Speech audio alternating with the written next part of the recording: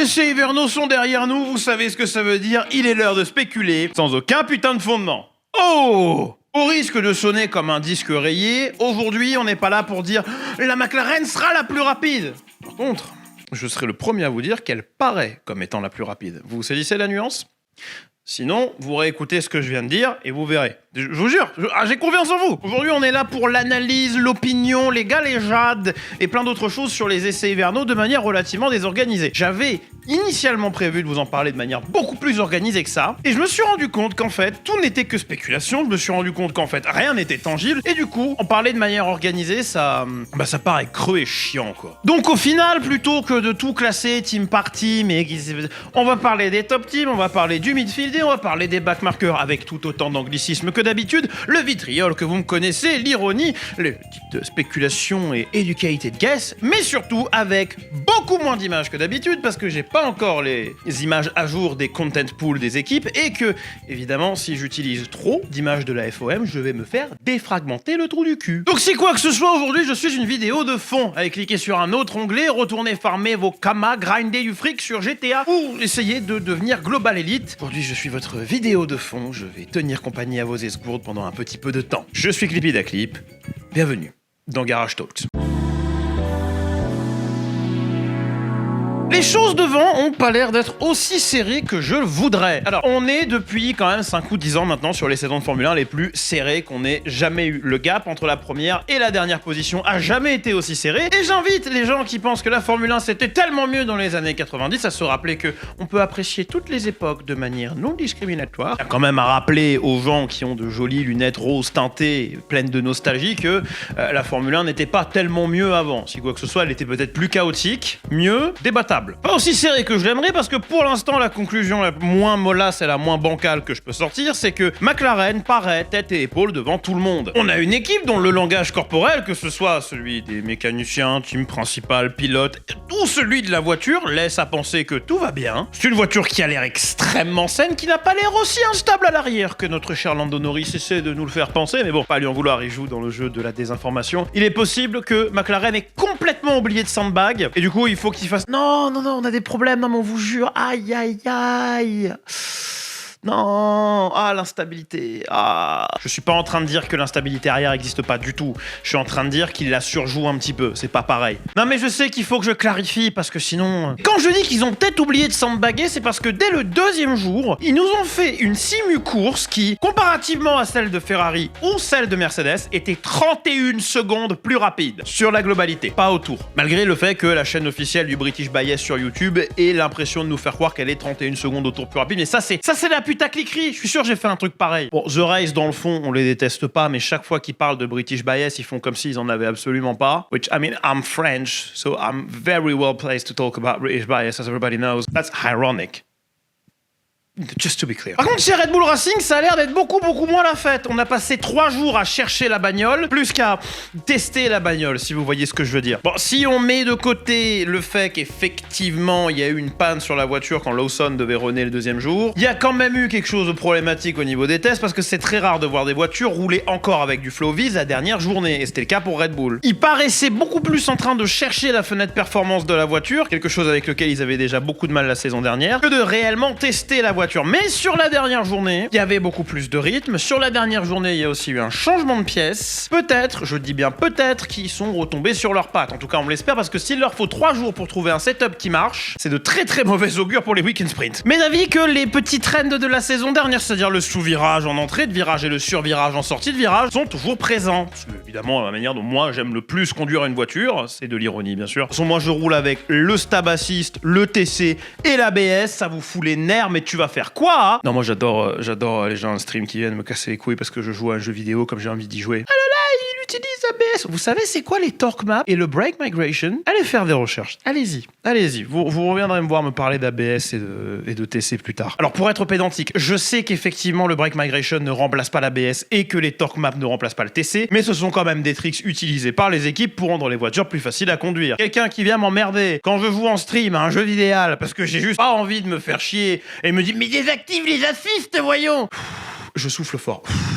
Oui, je règle mes comptes, y a un problème? Bon, toute galéjade mis de côté, la voiture a pas l'air lente non plus, mais la performance a l'air difficilement accessible, comme la saison précédente. On parle souvent de fenêtre de performance, c'est dépendant des conditions, que ce soit la température de la piste, la température de l'air, dans quelle direction souffle le vent, à quelle vitesse le vent souffle, et bien évidemment le setup de la voiture qui, tout au long d'une course, change, étant donné que les pneus s'usent, que le poids n'est pas le même à cause de l'essence, etc. Bref, ça peut contribuer à sortir ou ramener la voiture dans la fenêtre de performance. Quand la fenêtre de performance est vraiment très étroite et que le moindre truc la change, eh ben ça fout la merde. Et c'est une des raisons pour lesquelles Red Bull était autant en mode damage limitation sur la fin de la saison dernière. Ça pour dire que s'ils ont 2 ou 3 jours, quand c'était le cas à Bahreïn pour trouver un setup, apparemment ça devrait aller. Par contre, sur les week-end sprints, c'est de très mauvais augure. Mais encore une fois, le package qu'ils avaient sur le dernier jour de test n'était pas le même que sur les premiers jours. Donc ils ont peut-être trouvé un silver bullet, une clé de voûte, on sait pas. Chez Ferrari et chez Mercedes, par contre, on est sur quelque chose de beaucoup plus serré. L'une a l'air très rigide et d'avoir du mal en ligne droite, l'autre a l'air au contraire beaucoup plus à l'aise dans les zones de traction et dans les lignes droites. Bon, que la Mercedes soit rigide, je pense que ça surprend personne, c'est un problème qu'ils ont depuis 2022. Par contre, je suis agréablement surpris par la performance d'Antonelli. Oui, on peut pas juger de toute sa performance maintenant, encore une fois, et c'est Everno, spéculation. Je vais lui lisser 5 ou 6 grands prix pour m'impressionner, sinon après je le remplace par Colapinto, faut pas déconner. Mais je me bile pas pour Mercedes en général, qui avait l'air un petit peu plus crispé que les autres équipes, parce qu'ils ont tendance à bien sandbaguer et à bien jouer la comédie. Alors ça,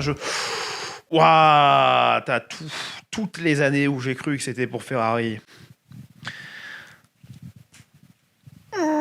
Alors j'ai déjà parlé du sandbagging dans la vidéo précédente, mais pour faire simple, ils roulent largement en dessous de leur capacité, ce qui laisse à penser qu'ils n'ont pas une voiture très performante, et puis ils arrivent à Melbourne, et c'est pas leur année à Ferrari.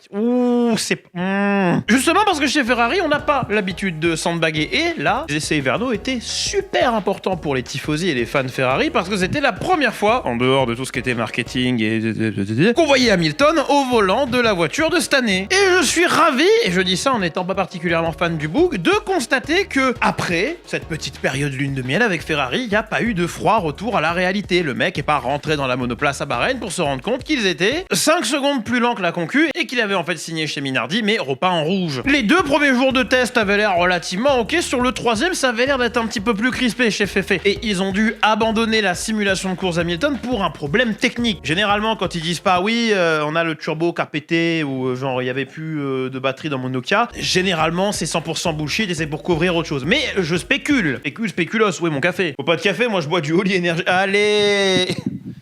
C'est pas un sponsor, mais on a des codes dans la description. Si ça vous intéresse, ça soutient la chaîne. Pour ceux qui savent pas, les simulations de course, comme leur nom l'indique, c'est des simulations de course. On set-up la voiture comme on l'a set-upée pour la course, on met le même plein d'essence et on demande au pilote d'exercer la même précaution au niveau des pneumatiques qu'on lui demanderait d'exercer en Grand Prix. C'est ce qui attire le plus mon attention parce que c'est là qu'on a le plus d'indications sur le rythme réel en course. Pas nécessairement parce que les chronos sont représentatifs, encore une fois, ils peuvent sandbaguer, mais parce qu'on peut, au langage corporel de la voiture, si je puis dire, voir si c'est une voiture facile à conduire et si on peut emmener du rythme. Et je suis ravi de dire que 90% des on-board d'Hamilton, il avait pas l'air en difficulté avec la voiture. La saison dernière avec la Mercedes, c'était micro-correction sur micro-correction. Cette année, les inputs sont smooth. On dirait qu'il roule sans force feedback. C'est incroyable. Donc ça, c'est de bon augure pour lui. Et pour les fans tifosi, là, tout ça. Alors attention, je suis pas en train de dire que toute l'année, le mec, qui va se tourner les pouces, qui va dominer, machin, etc. Mais s'il y a une année où je pourrais dire à mes potos tifosi, c'est votre année, c'est peut-être celle-là. En hypercar, faut pas déconner. Le midfield, il m'a l'air extrêmement serré et c'est là où je m'enjaille le plus ces derniers temps. Ça doit faire 5 ou 6 saisons qui m'intéresse le plus, c'est qui dominera le midfield. Alors je vais me permettre de passer rapidement sur Haas et Vicarb parce que Vicarb m'a pas striké, il y avait rien de on va dire catastrophique mais rien d'excellent non plus, tout se passait relativement bien. Donc chez Haas, il y a 2 choses qu'il faut remarquer, c'est que premièrement, Berman est un délinquant. C'est lui qui a pété la vitre, il a flick up une pierre en fait avec sa bagnole et c'est ça qui a voilà, maintenant vous savez. Mais chez Haas, le plus gros problème qu'on avait, c'est des éléments de carrosserie qui ont une fâcheuse tendance à péter. Pas la première fois que ça arrive, c'est aussi arrivé en filming day quand Ocon était au volant à Silverstone. Alors, de ce que j'en ai compris en recoupant plusieurs sources, c'est que apparemment chez Haas, ils ont essayé de manière manière un petit peu trop agressive de sauver du poids, et c'est passé aussi par la composition de la résine de la fibre de carbone. Donc c'est pas quelque chose qui va les handicaper toute la saison, c'est quelque chose qui peut être réparé assez rapidement, mais ça va leur coûter du fric. Et à l'ère de la Cost Cup, c'est quand même dommage. Ceci dit, on a vu de bonnes choses. Ils ont beaucoup roulé chez As. Je crois qu'ils sont parmi les 3 équipes qui ont le plus roulé. Après, le fait de ne pas faire de grosses vagues comme As et Vicarb et de faire beaucoup de tours, c'est encore une fois pas forcément une mauvaise chose. Ça peut effectivement vouloir dire qu'ils ont du taf et qu'il va falloir rentrer à l'usine et cavaler pour combler le gap, ou ils ont fait leur programme, ils ont roulé tranquille dans leur coin et qu'en fait il y en a un, il a force miroir dans son deck et il va niquer tout le midfield. Parle encore aux jeunes les refs Yu-Gi-Oh ou... Il y a 2 équipes par contre dont j'ai très envie de parler, c'est Alpine et Williams, parce que les deux ont l'air d'avoir fait des bons spectaculaires. Avant de me jeter dans le vif du sujet, je vais faire une petite parenthèse sur Alpine, parce qu'à chaque fois que j'en parle, je suis confronté aux mêmes choses. Je vous en veux pas, il y en a parmi vous qui êtes nouveaux, qui connaissaient pas mon opinion sur le sujet, etc. Et c'est pour ça que si vous cliquez sur le petit i qui doit s'afficher en haut quelque part là, vous trouverez une vidéo où je parle du moment où Alpine et Renault se sont, entre guillemets, ont annoncé leur rupture, et de pourquoi dans le fond ça m'empêche pas de continuer à soutenir l'équipe. Vous avez droit à votre propre opinion. Vous pouvez détester Alpine, vous pouvez voir la venue de Briator comme le retour du Christ ou comme l'arrivée des 4 cavaliers de l'Apocalypse. Vous pouvez trouver la livrée dégueulasse et sur ce point on serait d'accord, en tout cas de face, c'est ignoble. Ça me pose aucun problème. Ce qui me poserait problème, c'est que vous me cassiez les couilles là-dessus en me vantant que Alpine n'a plus rien de français, alors que Mercedes AMG n'a rien d'allemand sur le papier en Formule 1, au même titre que McLaren a finalement pas grand-chose de néo-zélandais. De toute façon, ils courent sous étiquette britannique. Et que finalement, la seule équipe qui peut se vanter d'avoir une identité en Formule 1 proche de son identité de constructeur, c'est Ferrari. Parenthèse fermée, waouh, le jump entre la même date l'année dernière et maintenant pour Alpine est incroyable. Et ça, c'est en dépit du fait qu'ils utilisent le même châssis que la saison dernière, quelque chose qui a suscité quelques commentaires narquois, même dans ma propre section commentaires. Et si quoi que ce soit, quand j'ai lu ce commentaire-là qui doit s'afficher à l'écran, je me suis dit, il a pas complètement tort, mais on n'en sait rien. Parce que effectivement, le châssis, c'est le châssis, mais l'aéro, c'est autre chose. Et c'est pas parce que ton châssis ne bouge pas que tu peux pas upgrader sa plateforme mécanique, alors quelque part, pourquoi changer un châssis qu'on n'a pas besoin de changer s'il fonctionne suffisamment, surtout quand on a la saison 2026 qui arrive et que ça va déjà coûter très cher de s'y préparer. Donc j'attendais avec beaucoup de réserve de voir ce que faisait la voiture sur la piste, et notre Pierre Gasly national nous a montré qu'elle était potentiellement dans le coup, claquant tour sur tour, très certainement en simu-qualif, là où beaucoup d'autres voitures étaient sûrement en train de se préoccuper sur autre chose, mais tout de même, les relais courses étaient effectivement moins flatteurs, je vais pas le cacher, je crois qu'ils sont 1 seconde, peu de choses près, plus lents que la concu sur un relais course au tour, c'est important ça. Mais encore une fois, ça veut pas dire grand chose, parce que si ça se trouve, ils sandbag à mort, ils ont peut-être trouvé la clé de voûte pour la saison qui vient, on n'en sait rien. Oui, c'est peu probable, mais on sait pas, c'est ce que je dis, on spécule. Mais à voir le langage corporel des mécaniciens, team principal ou des pilotes, les choses ont l'air d'être quand même vachement mieux que la saison dernière. Je suis en train de faire du cold reading sur Pierre Gasly, mais je dis juste qu'il a l'air beaucoup plus optimiste que la saison dernière. En soi, la barre est très basse, donc ça veut pas dire grand chose. Et chez Williams aussi, on a l'air d'être putain d'optimiste. Alors oui, il faut tempérer. Sainz qui a un temps, voire même été sur la 2e journée jusqu'à la fin, je sais plus, en haut du classement, il faut tempérer. C'était un hero run. Ok, si c'est un hero run, parce que je crois que ça je l'ai pas défini. Si vous connaissez un peu le cyclisme, vous connaissez l'expression montrer le maillot. Ça veut dire que tu vas partir sur une échappée où t'as aucune chance de finir, juste pour aller un petit peu montrer les couleurs du maillot, ça fait plaisir aux sponsors, et puis tu te mets un petit peu en avant. Et il arrive assez régulièrement en Formule 1 que des équipes qui soient midfield ou même bas midfield fassent ça juste pour s'octroyer quelques bons points avec les sponsors. On envoie la voiture tellement à vide niveau carburant, le mec roule presque avec des vapeurs. On met un setup qui serait absolument pas tenable en cours, ouais, comme les setups là que t'essayes de prendre sur Steam pour Formula One 24 et les mecs genre ont 59-0 d'aileron. Ça veut dire quoi ça? Ils conduisent en n'ayant aucune considération pour les pneumatiques, claquent un temps que la voiture ira plus jamais chercher sur le cours de la saison, mais ça fait jacter et ça donne aux sponsors de la visibilité. Mais le fait que Sainz aille nous gratter un classement qui est pas réellement mérité veut pas dire qu'il faut qu'on foute tout le test de Williams aux chiottes comme étant anecdotique. Parce que si tu regardes les on-board, la voiture rouler, elle est beaucoup plus saine que l'an dernier. Oui, la voiture a l'air d'être quand même un peu peu piégeuse au niveau de l'arrière, très légère instabilité arrière, mais ça généralement c'est bon, parce que ça veut dire que la voiture est rapide. Je rappelle que à perf égale, une voiture survireuse sera toujours plus rapide qu'une voiture sous-vireuse. Et cette sérénité en caméra embarquée, on la retrouve aussi chez Alpine. C'est pour ça que j'arrive pas à dissocier les deux, là, dans mon petit cerveau de singe. Chez Williams, comme chez Alpine, ça sent bon le midfield serré qui, sur un malentendu, peut aller chercher un podium, une course chaotique, avec beaucoup de pluie et des calls stratégiques de bon goût. Je veux dire... Imagine si t'as deux équipes capables de faire ça plutôt qu'une. Je suis très optimiste quant aux chances d'Alpine et Williams cette saison. Elle est marquée des gros points. Et malheureusement, je suis beaucoup moins optimiste pour Aston Martin et Kik, qui sont très certainement en train de jouer au jeu de celui qui est en vert doit rouler le plus lentement possible, sinon sa mère c'est une... Au niveau d'Aston et de Kik, en vrai, il n'y a pas tellement de choses à dire. D'un côté, chez Aston, on a assez peu de tours. On a deux pilotes qui étaient malades tout du long du week-end. Stroll qui a même dû se faire porter pâle pour le dernier jour et remplacé par Fernando. Imagine choper froid à Bahreïn quand même. Après, tu me diras, on a eu sur ces essais hivernaux de la pluie. À Bahreïn. On a eu des bus aussi. Qu'est-ce que c'était que cette putain? Et là où Alpine et Williams ont fait des steps conséquents, chez Aston Martin, on a l'air d'être resté presque exactement au même endroit. Alors je sais que souvent on a des nouveaux parmi nous. Je veux pas dire forcément des bleubits du sport, je veux dire des gens qui connaissent pas la chaîne et qui arrivent. On est en croissance, c'est normal. Et il y en a peut-être certains qui ont assez de connaissances pour me dire, eh ben attends, ils sont pas censés avoir New Way, ils sont pas...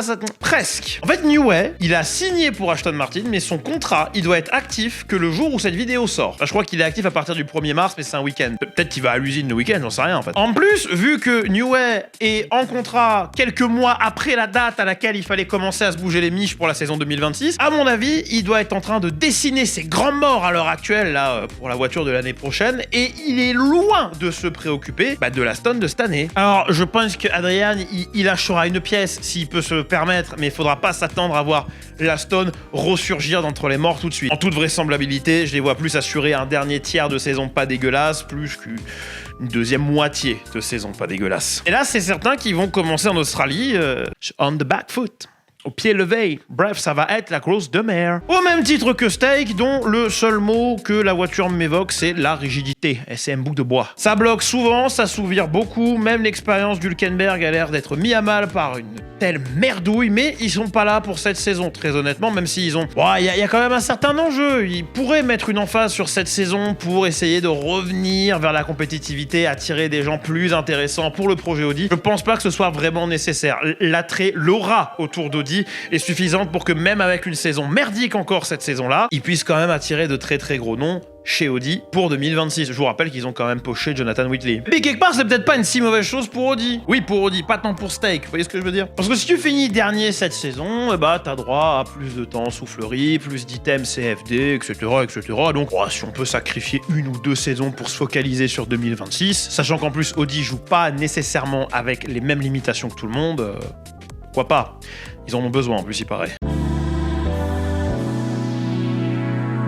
Conclusion, il y en a pas. C'est con, hein. Dans ma branche, quand on est vidéaste, on est un petit peu obligé de faire ce genre de vidéo parce que c'est ce qu'attend le public, c'est ce qu'attend l'algorithme pour rester pertinent. Mais dans ma branche, si on est honnête avec son public, on aime bien leur dire aussi que tout ce que j'ai dit aujourd'hui n'est que pure spéculation. On n'aura pas de réelle conclusion à tirer avant les premières qualifs en Australie, donc dans 2 semaines, la date où sort cette vidéo. Mais si quoi que ce soit, j'espère que vous vous abonnerez, mettez la cloche parce qu'en fin de semaine, vous avez une super vidéo qui sort. Elle est déjà prête, hein. Je voulais la sortir maintenant, mais priorité à l'information sur le projet Delta Wing, une vidéo qui m'avait été demandée par l'un d'entre vous en plus, et en vrai c'était un projet que j'avais beaucoup aimé mener à terme, donc c'est cool. Devrait sortir, je pense, vendredi ou jeudi, une connerie comme ça, mais d'ici là, merci beaucoup d'avoir suivi cette vidéo jusqu'au bout. Je suis Clip, faut vous abonner partout, ça s'affiche. Comme j'aime à le dire, suivez-moi partout, sauf dans la rue. On est sur Twitter où on tweet une fois à l'an. On est sur Instagram où on fait des stories pour annoncer les streams sur twitch.tv/clippy_clip_, où vous pouvez, par le chat, rejoindre le Discord, !Discord, et vous aussi faire partie de cette communauté, ce cœur communautaire. On est combien de 300 quelques? Comme je l'ai dit, on a des codes Oli Energy dans la description, ça soutient très très fort la chaîne. On est aussi affilié SyncMesh si vous cherchez des gants Sim Racing d'excellente qualité. C'était Clip, bisous.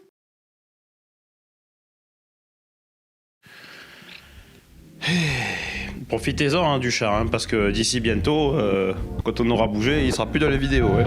Ah.